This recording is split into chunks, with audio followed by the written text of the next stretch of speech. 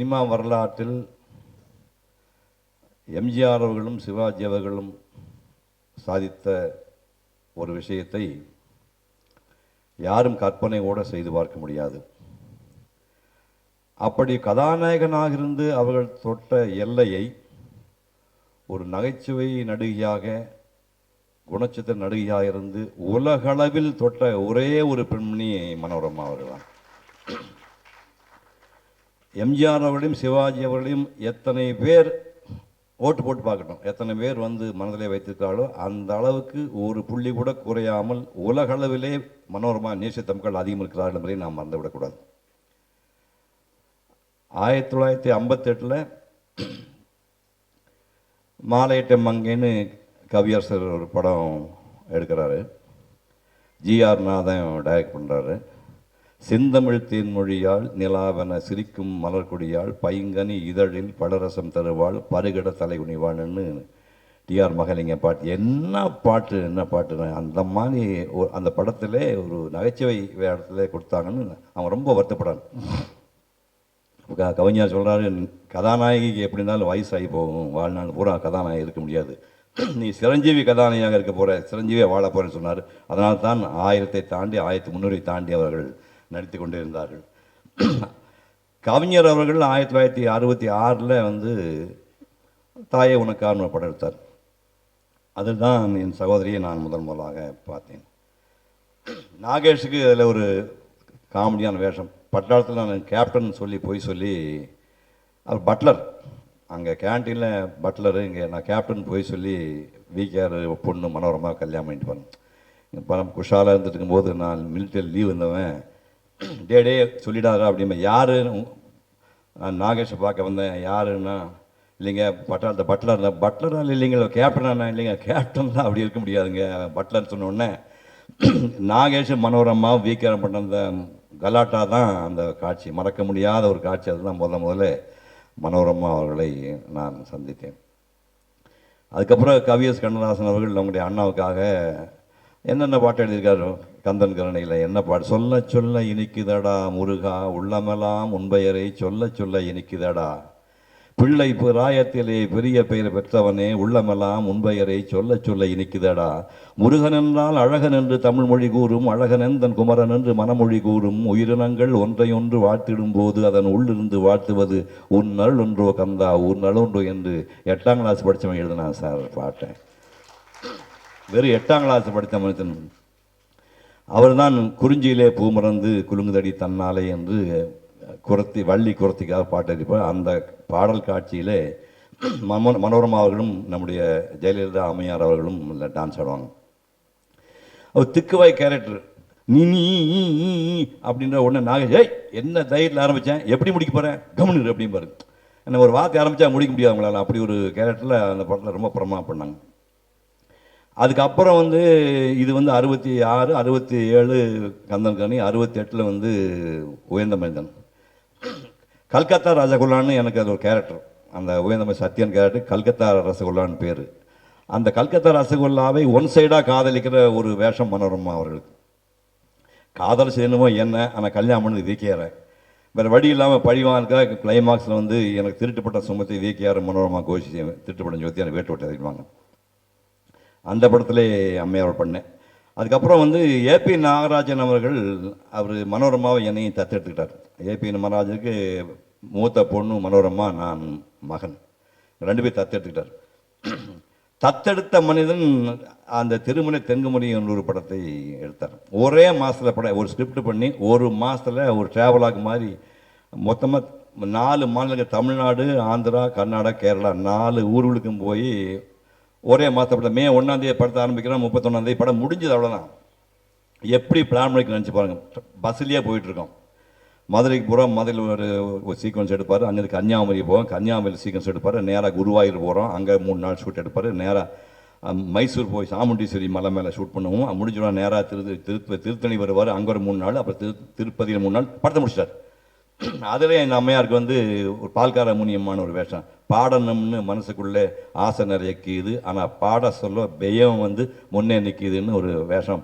அந்த பஸ்ஸுக்குள்ளேயே பாடி ஆடுற மாதிரி ஒரு பிரமாதமாக ஒரு வேஷம் பண்ணுவாங்க.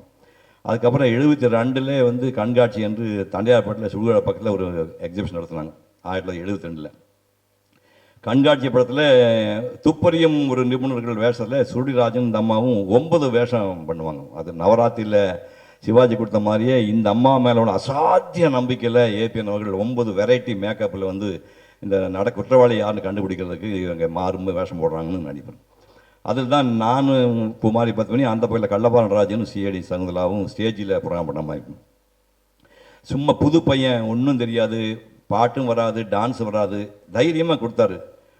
கேடி சந்தானம் என்று ஒரு ரைட்டர், ஒரு கம்பன் காலத்து மனிதன், கம்பனுக்கு அப்புறம் 1000 ஆண்டுகளுக்கு பிறந்த ஒரு மனிதன், பள்ளிக்கூடம் போகாத மனிதன், ரதி மன்மன் பற்றி பாட்டு எழுதினான்.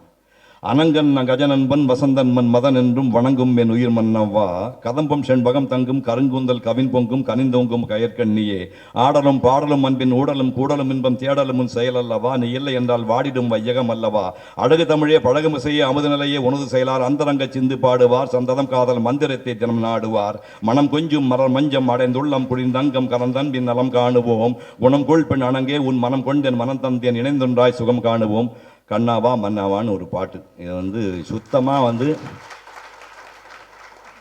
தமிழும் தெரியாது, டான்ஸும் தெரியாது, என்ன தைரியமாக என்னை வச்சு 13 கூட எடுத்திருக்காங்க ஏபி நாகராஜன். கடவுள் இல்லையா அவர், 13 கூட என்னை வச்சு எடுத்தார். அது இதுக்கு எப்படி போனோம். இதுக்கப்புறமா சொல்லவே வேண்டியதில்லை, தில்லானா மோகனாமல் இதுக்கு முன்னாடியே பண்ணிட்டாரு. ஜில்ஜி ரமாமணின்னு பண்ணி நடிக்கும் போதே நடுக்கமாக இருந்துச்சு. டிஎஸ் பாலையா இந்த பக்கம் எப்படின்னா, இந்த பக்கம் சிவாஜினா நீ ஹீரோயின் நினச்சிக்கா, அவங்கெல்லாம் டம்மி நினச்சிட்டு நடின்னு சொல்லி தைரியம் கொடுத்து இன்று வரை ஜில்ஜில் மாமணிங்கிறது நாகேஷுக்கு எப்படி திருவிளையாடு தர்மியோ அந்த மாதிரி ஜில்ஜில் மாமணி வரலாறு இனிமேல் அந்த மாதிரி திரும்பி நடிக்க முடியாது, அப்படி பண்ணும். இந்த மாதிரி நீங்கள் எடுத்துக்கிட்டிங்கன்னா எம்ஜிஆர் கூட ஒரு 50-40 பண்ணியிருப்பாங்க, சிவாஜி கூட பண்ணியிருக்கிறாங்க, ஜெய்சங்கர் கூட பண்ணியிருக்காங்க, ராஜன் கூட பண்ணியிருக்காங்க, ரவிச்சந்திரன் கூட பண்ணியிருக்காங்க, இந்த சிவகுமார் கூட பண்ணியிருக்கிறாங்க, கமல் ரஜினி கூட பண்ணியிருக்காங்க, சத்யராஜ் விஜயகாந்த் கூட பண்ணியிருக்கிறாங்க, பிரபு கார்த்தி கூட பண்ணியிருக்காங்க. என்னங்க விஜய் கூடவும் சூர்யா கூட பண்ணியிருக்காங்க சார் படத்தை. என்ன சார் 4 தலைமுறை நாடி டயர்டே ஆகாத ஒரு மணிக்கு சலிப்பே கிடையாது. ஆண்டா இன்னும் 20 வருஷம் கொடுத்தா இன்னும் நடித்து கொண்டு இருப்பார். நான் வேண்டாம்னு நிறுத்தி 10 வருஷம் ஆச்சு, நம்ம இன்னும் நடிச்சிட்டு இருப்பாங்க. அப்படி ஒரு மகத்தான பண்ணி. அப்புறம் இந்த பக்கம் எடுத்துகிட்டு சொன்னால் காமெடி நடிகர்கள் தங்கவேல் ஆரம்பிச்சு தந்தவேலு, சந்திரபாபு, நாகேஷ், சுருளிராஜன், எஸ் சந்திரன், கவுண்டமணி, செந்தில், இதாக உட்காந்துக்காங்க. விவேக் வந்து அத்தனை நடிகர்களோடும் வரிசையாக வந்து ஒரு சீனியாரிட்டிங்கிற ஃபீலிங் இல்லாமல் இவங்களோடு இணைந்து நடிப்பாங்க. கூட ஜோடி மாதிரி இணைந்து நடிப்பாங்க. அப்படி ஒரு நடிகை பார்க்கவே முடியாது. அதாவது சலிப்பே அடையாத ஒரு பெண்மணி. நடிப்பு என்பது சலிப்பே அடையாமல் உயிர் போகிறப்ப கேமரா கொடுத்தா நடிப்பாங்க. அப்படி ஒரு வாழ்ந்த ஒரு மகத்தான பெண்மணி. வாலி பேட்டி ஒன்று பாலிமர் டிவியில் வாலி இறந்து போய் 1 வாரம் கழிச்சு நான் பார்த்தேன். அதில் வந்து டைரக்டர் மகேந்திரனை பேட்டி எடுத்தார். அப்போது வாலி சாரை பார்த்து மகன் கேட்டார், சார் நிறைவான வாழ்க்கை வாழ்ந்த மனிதர் சார் நீங்கள் அப்படின்னாரு. வாலி அப்படியெல்லாம் சொல்லிட முடியாது, தொழிலில் ஜெயிச்சு வாழ்க்கையில் தோற்றவன் அப்படின்னாரு. ஏன் அப்படி இல்லைங்க அப்படின்னு. அது தொழிலில் ஜெயிச்சு வாழ்க்கையை தோற்றவன். அதுக்கப்புறம் விளக்கம் சொன்னார். அந்த விளக்கம் இப்போ தேவையில்லை. அந்த மாதிரி தொழிலே ஜெயிச்சு வாழ்க்கையில் தோற்ற ஒரு மகத்தான பெண்மணி மனோரமா அம்மையார். அவரை பற்றி நிறைய பேர் தெரியாது. நிறைவாக வாழ்ந்தாங்கிறது அது வேற. அவர் வேற துறையில் உச்சந்தொட்டவங்க. அது எவனுக்கு கடவுள் சபித்தான். அந்த கடவுள் அந்த அம்மையாரை சபித்தான். தனிமனித வாழ்க்கையிலே கடவுளை தூக்கி எறிந்து விட்டு உச்சம் தொட்ட பெண்மணி. கடவுள் என்ன பண்ணான் அந்த அம்மாவை? அப்போ வந்து ராஜமன்னார்குடிய பக்கத்தில், திருவாரூர் பக்கத்தில் ராஜமன்னார்குடி சின்ன ஊர். எல்லா ரோடு கான்ட்ராக்டில் எடுக்கக்கூடிய வசதியான ஆள். காசி கிளாக்கூடிய ஆள், ரொம்ப வசதியான, சாதாரண ரொம்ப வசதியான ஆள். அவர் ராமாமிர்தம் அம்மையார் கல்யாணம் பண்ணுறாங்க. இந்த பாப்பா வந்து நம்ம பாப்பான்னு சொல்லக்கூடிய மனம்மா பிறந்திருக்காங்க. அப்பா நடவடிக்கை சரியில்லை, என்னமோ பார்த்தா சந்தேகமாச்சு. நம்ம பொம்பளைகளாம் ரோஷக்காரிகள் பார்த்தா மனோரமாவுடைய சித்தியை, கல்யாணமாகாத சித்தி மேலே அப்பாவுக்கு ஒரு காதல்னு தெரியுது. அப்புறம் அம்மாக்காரி வந்து ராமாதம் அம்மையார் கண்டித்து பார்த்துருக்காங்க. இந்த அம்மா கேட்கல, அப்பங்கார கேட்கல, முடியாத சார். இது பாருங்க, ஞாபகம் வச்சுங்க, என் தங்கச்சி அது ஞாபகம் வச்சுங்க சொன்னால் கேட்கவே இல்லை. ஒரு நாள் இந்த மனுஷன் நேரம் வேகமாக போய் தங்கச்சிக்கு தாலிக்கிட்டு விட்டார், குழந்தையாலும் தாலிக்கிட்டு விட்டார். ரோஷமான பொம்பளை இல்லை, ரோஷமுள்ள பொம்பளை இல்லை. நான் வந்து 10 பாந்தாச்சு பொழைச்சாலும் படைப்பேன், இப்படி கேவலமாக வாழ மாட்டேன்னு குழந்தை கூட்டி கிளம்பிட்டாங்க. வசதியான வீட்டிலேருந்து புருஷன் தூக்கி எறிந்து விட்டு அந்த அம்மையார் போய் ஊரை விட்டு ஊர் போய் பள்ளத்தூர் போய் என்ன பண்ணாங்க? 10 பாத்திரம் தேய்ச்சாங்க, வீடு வாசத்திற்கு கோலம் போட்டாங்க, சமையல் வேலையும் கூட செஞ்சாங்க. தியேட்டர் பக்கத்தில் டென்ட் கோட்டையில் மிக்சரு பக்கோடா வடை மிக்சர் பக்கோடாலாம் செஞ்சு இந்த பச்சை குழந்தை பள்ளிக்கூடம் நல்லா படிக்க ஆசைப்பட்ட குழந்தைய பள்ளிக்கூடத்துக்கு அனுப்பாமல் தியேட்டர் டென்ட் கூட அனுப்பி இந்த வடை மிக்சர் டிவிக்கு சொன்னாங்க.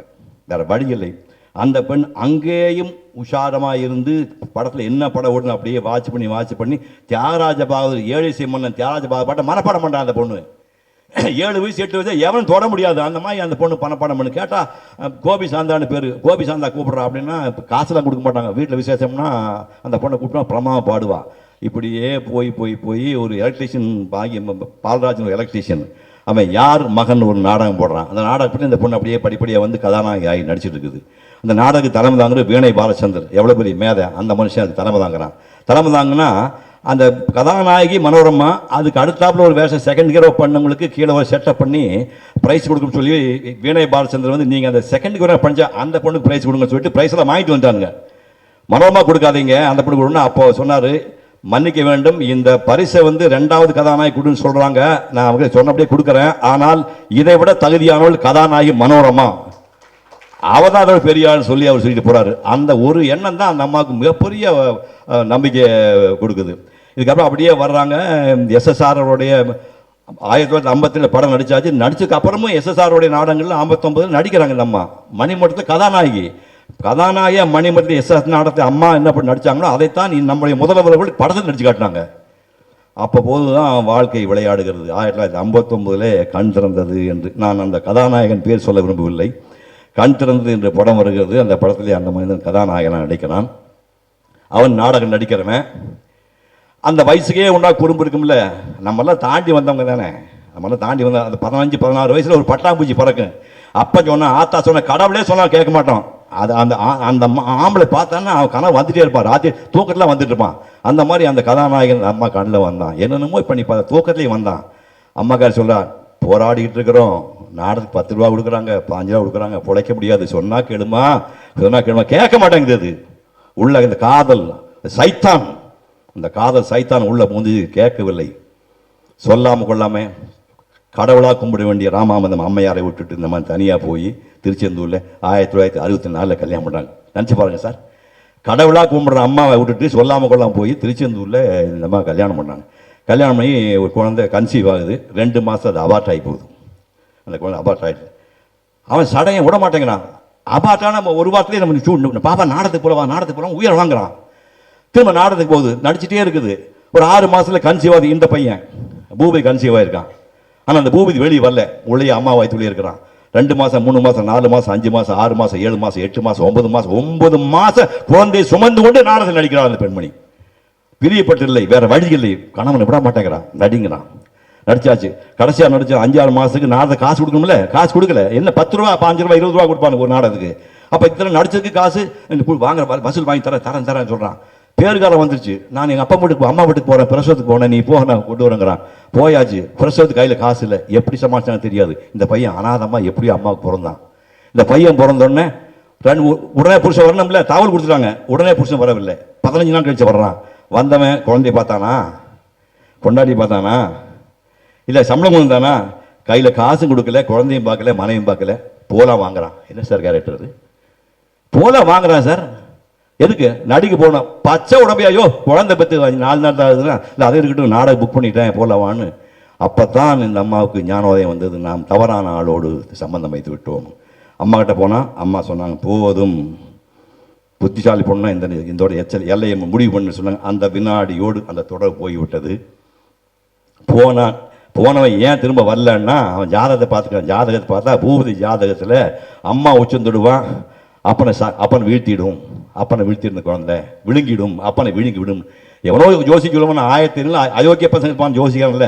நல்ல ஜோசியர் 4 பேர், கெட்ட ஜோசியர் 4000 பேர் இருப்பான்ல. அவன் சொல்லிட்டான், அப்பனை விழுங்கிடும், அம்மா நல்லா போடுவான்னா. அப்பனை விழுங்கினா செத்து போவோம்ல. ஓடி போனோம், வரவே இல்லை. 24 ஆண்டுகள் வரவே இல்லை. அவன் கடவுள் இருக்கிறார். நீங்கள் எல்லாம் பெரியாருடைய ஆட்கள் இருக்கலாம், நானும் பாதி பெரியார் ஆள் தான். கடவுள் இருக்கிறார். தொட்ட உடனே மனோரமாக 2 குழந்தை ஒன்று அபார்ட் ஆச்சு. ஒரு குழந்தை பூவதி வந்தார். தொட்ட உடனே பிறந்து விட்டான். ஆனால் 24 வருடம் வாழ்ந்தும் அந்த பெண்ணுக்கு குழந்தை பிறக்கவில்லை. 24 வருஷம் வாழ்ந்தும் குழந்தை பிறக்கவில்லை. 1990 அவன் கண்ணை மூடுகிறான். நான் மனோரமா வீட்டுக்கு போனேன். என்ன சிவா, அழுகவும் முடியல, அழுகாமல் இருக்க முடியல, எனக்கு ஒன்றுமே புரியலையே அப்படின்னா. என்னென்னா, இப்போ அவன் போயிட்டாரு, குழந்தை கிடையாது, கொல்லி போடுக்குன்னா பூபதி அனுப்பு அப்படின்னேன். என்ன நீ சொல்கிறேன்னா, அவனுக்கு கொண்டது தானே அந்த பையன், இவனுக்கு இதை விட உலகம் என்ன புண்ணியம், பெத்த தாப்பனுக்கு கொல்லி போடுறவரை உலகம் என்ன புண்ணியம், அவன் எந்த மூலையில் இருந்தாலும் சரி, அவனுக்கு யாரும் தெரியாது, அவனுக்கு தெரிய வேண்டிய அவசியம் இல்லை, நீ சொல், அவன் தான் உன் தந்தை என்று சொல்லி இந்த பூபதி போய் 1990 அவனுக்கு கொல்லி போட்டான். அந்த அம்மா காரியத்தை முடிச்சுட்டு வந்தாங்க. கற்பனை பண்ணி பாருங்க, இப்படியெல்லாம் ஒரு சூழ்நிலை வந்து ஒரு மனிதனுக்கு வந்தால் எப்படி நினைச்சு பாருங்க. அதுக்கப்புறம் அதே மாதிரி விளையாட்டு. அப்போ பாட்டிக்கு வந்து கணவனோடு வாழ்கிற பாக்கியம் இல்லை, அம்மாவுக்கு கணவனோடு வாழ்கிற பாக்கியம் இல்லை, இவனுக்கும் பூபதிக்கும் காதல் ஒரு பிரச்சனை வந்து ஒரு புயலெல்லாம் வந்து தாண்டி அதெல்லாம் தாண்டி அந்த பெண்மணி சகித்து கொண்டு கடைசியில் ஏதோ ராஜராஜன் இருக்கிறான், அதான் அந்த அபி இருக்குதான், அந்த பக்கத்தில் மீனாக இந்த குழந்தைகளை பார்த்து ஆறுதல் அடைந்தாள். அதுக்கப்புறம் இன்னொரு கொள்ளு பேரன் குழந்தை அந்த குழந்தையை பார்த்து ஆறுதல் அடைந்தாள். இந்த சூழ்நிலையில் எவனாக இருந்தாலும் எந்த பெண்ணாக இருந்தாலும் பொடி பொடியாகி காற்றுல கரைஞ்சி போயிருப்போம். இதையெல்லாம் தாண்டி சபித்த கடவுளை சவால் விட்டு அந்த பெண்மணி வேறு துறையை எழுந்து நின்று காட்டினாள். அதுதான் பெரிய விஷயம். சபித்த கடவுளை சவால் விட்டா, டே நான் வாழ்ந்து காட்டுறேன்டா, நீ சபித்தில் நீ நான் வாழ்ந்து காட்டுறேன்னு சொல்லி புறப்பட்டு உச்சம் தொட்டாள். அண்ணா நாடகம் போடுறாரு, சிவாஜி கண்ட இந்து சாம்ராஜ்யம் கேள்விப்பட்டிருப்பீங்க. சிவாஜி கணேசன் பேர் கிடைச்ச நாளை சிவாஜி கண்ட இந்து சாம்ராஜ்யம். அந்த நாட்டில் அண்ணா எழுதி காகப்பட்ட வேஷம் போடுறாரு. ஈவிகே சம்பத் வந்து சிவாஜி கணேசன் வேஷம் அவர் போடுறாரு. இந்து மதிய கதாநாயகி வேஷத்தில் மனோரமா போடுறான். இந்த மாதிரி நடிக்கிறான் கதாநாயகியா அண்ணா கூட. அதுக்கப்புறம் அண்ணா 2-3 நாடகம் தலைமை தாங்கிறாரு.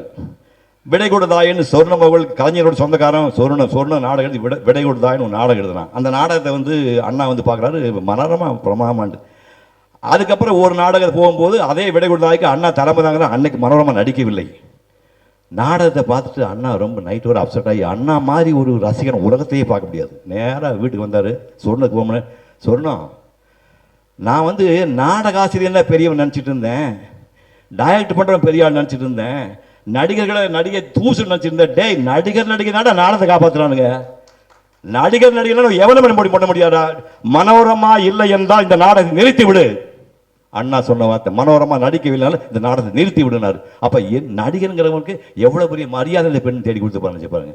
அந்த பக்கத்தில் உதயசூரியன் ஒரு நாடகம் கலைஞர் எழுதுறாரு, அவரே ஹீரோ நடிக்கிறாரு, இந்த அம்மா கூட நடிக்குது. இப்படி போயிட்டு இருக்குது. 1973 நவகிரகம்னு ஒரு நாடகம், சவுகா ஜானகி எதிர்நீச்சல் நடித்தாங்க. நவகிரகத்தில் வந்து மனோரமாவுக்கு மெயின் ரோல் நடிக்க இருக்காங்க. இந்த மாதிரி ஹாலில் அண்ணாமலை கொண்டாடுறாங்க. அடாடாடாடா என்னம்மா கேபி பிச்சுட்டிங்கனாரு, இந்த கை கொடுத்தீங்களே, இந்த கை கொடுக்கறத பூரா இதை ஒரு ஆள் கூப்பிட்றாங்க. மனோரமா மேக்கப் கரைச்சிருந்து வாமா வெளியவான்னு கூப்பிட்டு, இந்த அத்தனை பாராட்டுக்கும் சம்பந்தம் இந்த பெண்மணி, அவளை பாராட்டுங்க அப்படின்னாங்க. அத்தனை பேர் மனோரமா பாராட்டினாங்க. அந்த மாதிரி எல்லை இமயம் தொட்டவா பூபதியை மெடிக்கல் காலேஜ் சேர்க்கணும்னு ஆசைப்பட்டு கலைஞர்கிட்ட கேட்டாங்க. ஏதோ சூழ்நிலையே கலைஞர் வந்து இவனை மெடிக்கல் காலேஜ் சேர்க்கறதுக்கு வாய்ப்பு கொடுக்கல, விட்டாங்களா. ராஜராஜனை இந்த டாக்டர் ஆக்குனாங்க, ராஜராஜனை டாக்டர் ஆக்குனாங்க. மருத்துவ கல்லூரி மெடிக்கல் காலேஜ் இடமே சொன்னீங்க, மெடிக்கல் காலேஜில் பாஞ்சில் கட்டினாங்க. யார் பண்ண முடியும்? அட பள்ளிக்கூட்டில் ஒழுங்காக படித்து கையெழுத்து போடுற பொண்ணுயா உலகத்தை ரெக்கார்ட் சொல்ல முடியுமா? இந்த லெவலில் உச்ச தொட்டா ஒரு பெண்மணி உலகத்தை சொல்ல முடியுமா? நீங்கள் மனோரமா போயிட்டு நான் வருத்தப்படாதீங்க. இவன் சொன்ன சேகர் சொன்ன மாதிரி, நம்ம இவன் ராம்ஜி சொன்ன மாதிரி ஒரே ஒரு சந்தோஷமான விஷயம் என்னென்னா, நடிகர்கள் நான் 1965 ஜூன் மாதம் 19 என்னுடைய படம் வந்துச்சு. துண்டு சீன் தான், 3 சீன் தான் வந்துச்சு காக்கும் கரங்களில். அந்த டைரியில் 1919 1965 ஜூன் மாதம் 19 டைரியில் எழுதியிருக்கேன். நடிகர்கள் சாகா வரம் பெற்றவர்கள். காந்தி போயிடுவார், டால்ஸ்டாய் போயிடுவார், தாகூர் போயிடுவார். நடிகர்கள் சாகா வரம் பெற்றவர்கள். அவர்கள் நிறை வடிவம் இருக்கின்ற வரை வாழ்ந்து கொண்டே உடல் தான் மறையும், உருவமும் குரலும் என்றென்றும் நம்மோடு வாழ்ந்து கொண்டே இருக்கும். அதுபோல் மனோரமா அவர்கள் இந்த திரை உலகமும் டிவி வாழ்வாங்க வாழ்ந்து கொண்டே இருப்பார். வாழ்க வண்ணாமம். நன்றி, வணக்கம்.